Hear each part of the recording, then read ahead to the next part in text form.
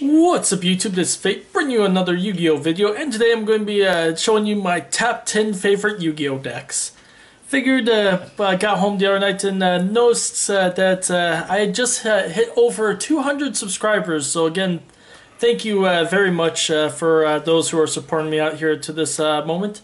So I figure with that, and since I had done a video for a while so that I've been busy, mix things up, do a top 10 list for you guys.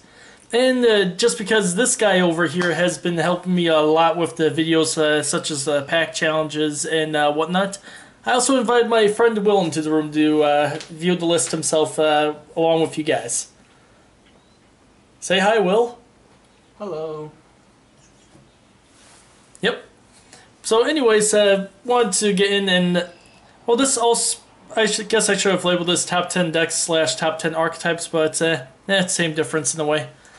Just wanted to mention getting the list that this is just my personal likings for the actual list of the decks out there.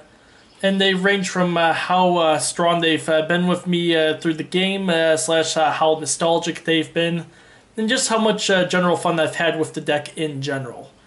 So before we start this deck, there are some 5 honorable mention decks before we get onto the main bulk of this list.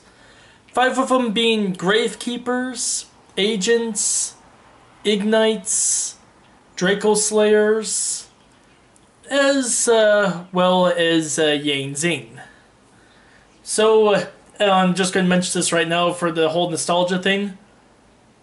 Those are the only 2 pendulum type things on this list. There isn't a single pendulum deck on this list whatsoever. Just because, although they are fun and new to the game, I didn't think the nostalgia hit enough for them warranting a spot on this top 10 list yet. So without further ado, let's go to number 10. And leading things else, we've got Phlegm Bells. And one of the things that resonated very greatly with me in Phlegm Bells is this was one of the original fast-paced synchro archetypes that I ended up using outside of Blackwings that were just going rampant at the time. And the nice synergy that I had with this deck, other than the easy setup that I had later on with Levolvals and all that, was a thing listed at the very bottom right there. That these guys started coming out around the same time as Shooting Star and Red Nova Dragoon. Meaning, being able to, as a kid, to use a single rekindling to make both of those dragons in one turn was phenomenal to me at that stage of the game. And even though it wasn't as consistent of a combo and it didn't compete with some of the bigger decks at the time, knowing that those 2 could shut out my opponent from the game gave me a lot of power and a lot of spirit as a kid. So this deck definitely was a lot of fun to use growing up, and the reason why I used Flamvel and Fire Dog in the picture, destroy a monster, either bring out Flamvel Magician or Flamvel Pone, Flamvel Granica, whatever you needed for whatever combo at the time. Fire Dog was your go-to monster. I remember this deck.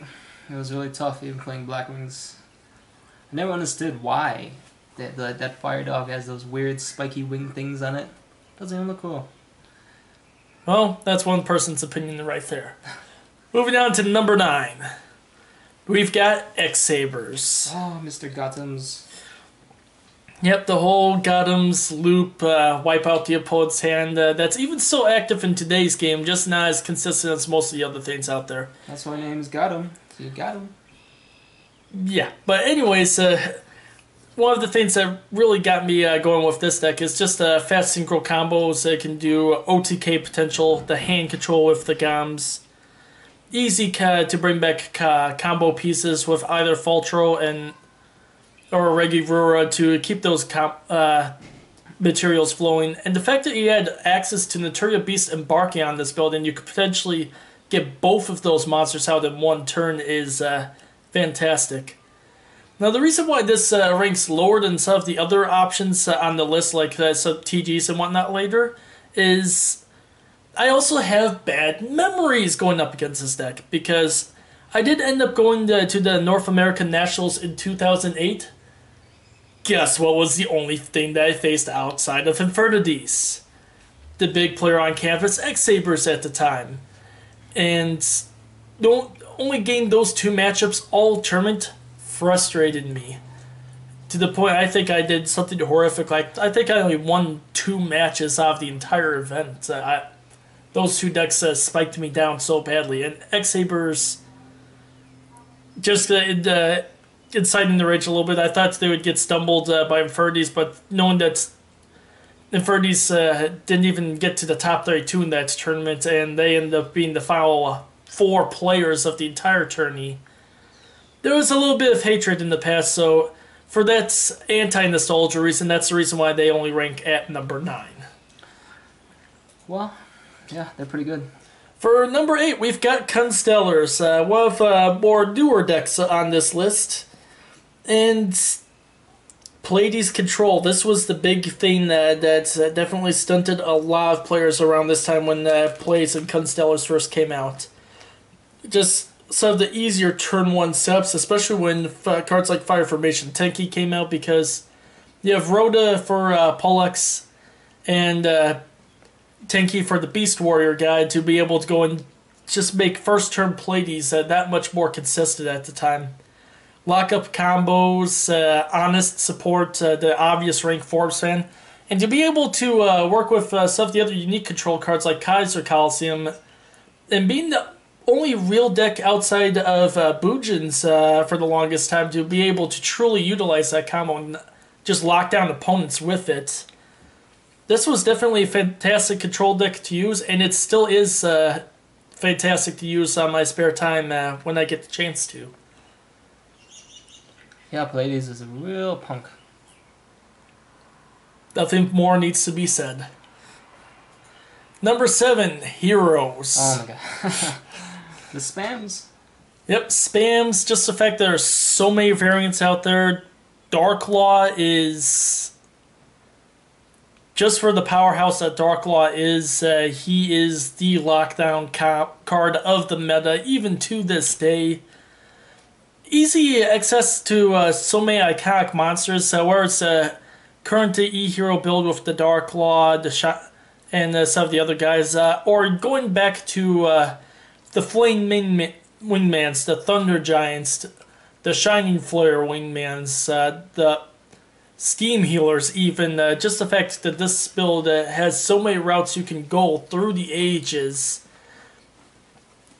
It's just awesome that even though this deck hasn't been gaining as much support recently, there's just so many routes you can go for either competitiveness or iconic plays. So there's a really good reason why that this deck has its solidified spot at number 7. And, oh yeah, had to add the free Stratos down there, even though it is not likely at this time for the near future. Gotta love that TCG. Mm-hmm. Number 6, we've got Gladiator Beasts. Pretty much the originators of said XYZ mechanics or contact fusions, in my mind. Just the strategies that this deck could pull out, even in the early days with their control strategies with Heracleanos.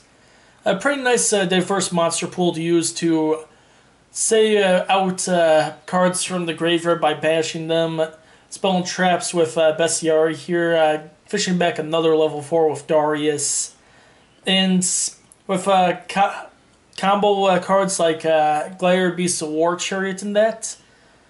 The ability to hate on so many monster effects was actually the original reason that's prompted the original deck profile way back when.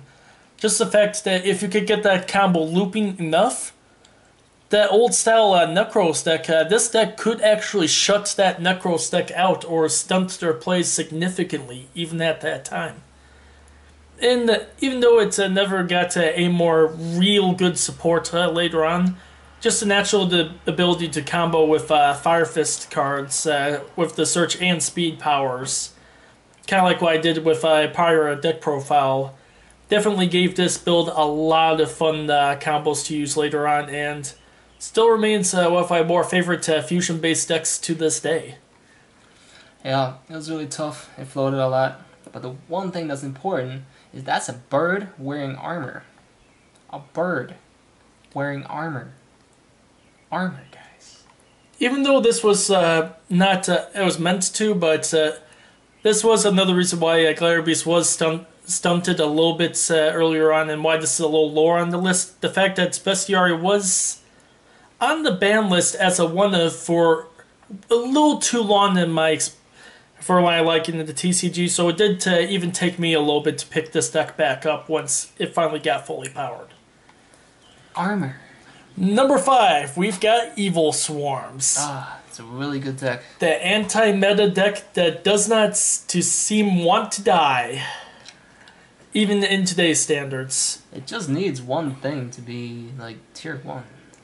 And even without that, I remember seeing a video of Yugi Nanas a while back, and I agree with him. This build is one of those very few out there that is immune to the power creep. Not mainly because not of its speed and its general control aspect that it has, but how good this deck is actually depends on the meta. If the meta uses a lot more higher level monsters later on, Evil Swarms will easily shut that deck down to a very high consistency. Where even against some of the other builds, it's okay, but it can still pump out the 25-50 attack Ophion. And the fact that Ophion can still search those protection cards for all of your Evil Swarms, as well as to help take out and reuse supplies is really good. That and the key fact right there, it can use a huge array of traps without hurting itself. You can use stuff like... well, not about skill drain this time, I'll just forget I even said that, but cards like Lose One Turn, or Vanity's Emptiness, so many cards that will cripple any other deck in the meta today, and this build can just go humming along and walk over what it pleases. Yeah. So no Cosmos. It wrecks Cosmos, but it gets wrecked by Pendulums. So it's kind of a give and take what you want with this build, but just to have that easy accessibility to, hey, at the very minimum, if you have Evil Swarms, you can at least still remain at minimal competitive with the meta, definitely puts this deck at its number 5 spot. Number 4, we've got the newest deck on this list, Insha Dolls. And I have to retract what I said earlier about Gladiator Beasts. This is the fusion deck that I'm having the most fun with, especially with the most recent Hero Shadol deck profile that I put on. And the way the meta was going, this build really did bring fusions back to the game once pendulums were introduced at the same time. Because through that whole season, can you name any fusion deck outside of heroes that were being used? Ritual Beasts? Nah, the Ritual Beast was in the Hidden Arsenal, so that was even up to Secrets of Eternity, so... It was still around that meta. Nah, not really. Cannonhawk was at 3 at that time. It just... Shadow's kind of beat it, though. but yeah, just Shadow's definitely really did bring fusion to the forefront back to the game. And the constant combos from the graveyard that you can do with this deck, whether it's send Dragon to the graveyard to nuke spells and traps, Beast with draw effects, Falco with special summoning abilities, there's so many things you can do with this deck.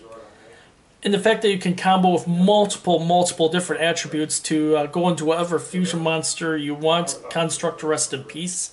But this build still has a lot of control aspects that it can just go ape shit on any speed deck that you want to face against. Yep. It's a hard deck to beat when Construct was there. But still just a yup from you? I mean, I kind of hate the deck. It's really hard to kill because it's so annoying with those flip effects. It's hard to keep track of all those. Yeah, it's... Even with some of the seasoned players, you do find yourself rereading just to make sure you don't step on yourself in the later parts of the game. Yeah, and timing is really important too. Number 3, Ninjas.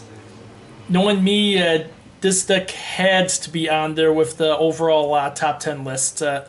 just a very fun playstyle involving both warrior types and dragon types. And like my usual abilities to have the easy access to chaos monsters like Blackluster Soldier, the quick XYZ plays with Blade Armor Ninja to put this deck towards the top on that regard, for at least its short stint in the higher metagame way back when Order of Chaos was the thing. Not to mention that on top of the new stuff that it has plenty of search power, and I can't think of too many other things on a pure defensive side. What can get past White Dragon Ninja Safe Zone lock? Exodia? Well, aside from the obvious Exodia, I mean... Final Destination? Final Destination? Yeah, it's a good movie. I'm just kidding. Destiny Born, I meant. Yeah, I can see those two cards, alternate win conditions, but when it comes to just sheer battle decks, I mean, even unless your name is Ignister, most Pendulum decks even have a hard time still getting over a lock like this, just because they can't attack or counteract either the White Dragon Ninja or the Safe Zone. The only way they can do damage is to actually get over that 2700 attack. Jack Frost? We will not talk about how much I hate the... Ghost Tricks? They win? Either way, this deck is very awesome to use, and it's still one of my favorite combo decks to this day. Number 2, we've got TGs. Knowing me and how much I've updated certain builds on my channel, this had to be towards the top of the list. Just the ability to be quick and to easily recycle itself over and over again. The array of utility monsters that this can use, even the Forgotten at Times Wonder Magician to get the free nuke on the opponent's back row and still cycle or speed up a little bit, even after that dies, get the free draws. And just its general way it can combine with other archetypes and not really hurt that archetype. The earliest alterations being agents, TG agents were a huge thing back in the day. In fact, it was one of the original reasons why TG Striker got limited to 1 almost immediately after that deck started doing extremely well against anything else in those days. But it's back at 3.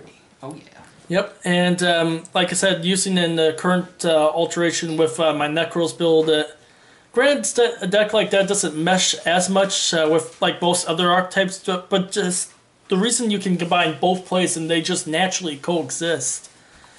It's one of those long-standing things that give that special thing that TGs have. And as far as nostalgia and why this has been put so high on the list, I remember reading articles online when Skill Drain and TGs had everything at 3 that even little kids are picking this deck up for $40 a piece. We're topping regional events and one even winning the entire event with this highly budgeted deck. I remember seeing just a basic TG triple Skill Drain winning regional event before going into that nationals later on. Did not know that. So as far as success on budget decks go, I think TG in the history of Yu-Gi-Oh! Has so far had the highest success as far as tournament performance, for its time at least. I agree. And now moving on to deck number 1. Before we go, the TG Striker is also good in Ghost Tricks for rank 2s. Yeah, we can stop talking about Ghost Tricks now. It's a pretty good deck, guys. Number 1 is Dragoonides. And for personified praise on my tournament deck that I've pretty much shown as many people as possible now.